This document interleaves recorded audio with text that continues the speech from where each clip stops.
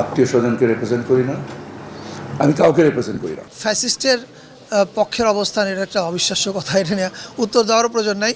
তিশা এবং মোস্তফা সরোয়ার ফারুকীর অসংখ্য ছবি শেখ হাসিনা এবং তার আওয়ামী লীগের পান্ডাদের সঙ্গে এখনো সোশ্যাল মিডিয়ায় ঘুরে বেড়াচ্ছে। উপদেষ্টা ফারুকী ও বশিরের পদত্যাগ চেয়ে আইনি নোটিশ।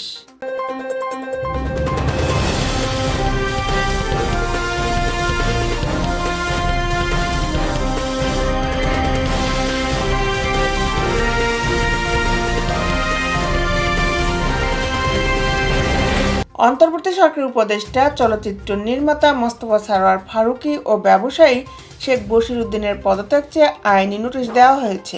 মঙ্গলবার অন্তর্বর্তী সরকারের প্রধান উপদেষ্টা ডক্টর মোহাম্মদ ইউনূসকে নোটিশ পাঠিয়েছেন ঢাকা জজ কোর্টের আইনজীবী মোহাম্মদ শফিকুল ইসলাম সবুজ খান।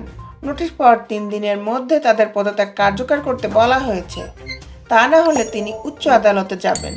এছাড়া এই আইনজীবী নিজেকে উপদেষ্টা মণ্ডলীতে অন্তর্ভুক্ত করার আবেদন জানান।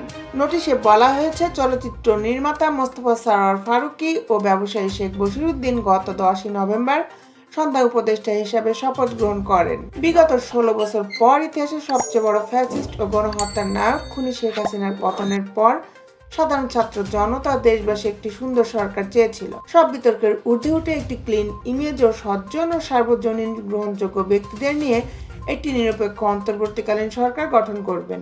কিন্তু আমরা দেখছি ফ্যাসিস্ট সরকার উপাদান বিদ্যমান এমন ব্যক্তিদের উপদেষ্টা মণ্ডলীতে অন্তর্ভুক্ত করা হয়েছে, যা দুঃখজনক ও অনাকাঙ্ক্ষিত।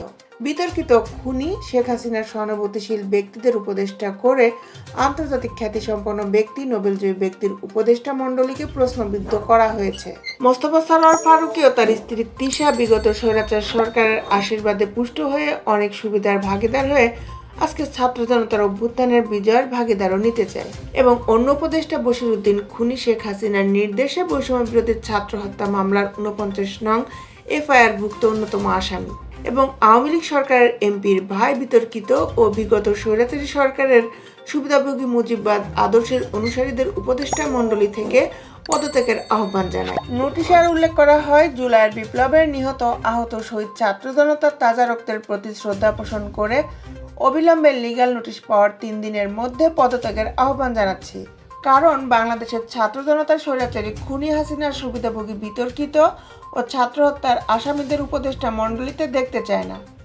স্বৈরাচারী ফ্যাসিস্ট খুনি হাসিনার পতনের আন্দোলনে মৃত্যুর মুখে দাঁড়িয়ে গত 17টি বছর নানা নির্যাতন, হামলা মামলার শিকার হয়েছি এবং বৈষম্য বিরোধী ছাত্র আন্দোলনে 26 দিন গুলির মুখে দাঁড়িয়ে আন্দোলন করে ফ্যাসিবাদ বিদায় করার গর্বিত অংশীদার হিসাবে নিজেকে উপদেষ্টা মণ্ডলীতে অন্তর্ভুক্ত করার আবেদন জানাই। দেশ বিদেশের আপডেট নিউজ পেতে আমাদের সাথেই থাকুন। Justice TV, Dhaka.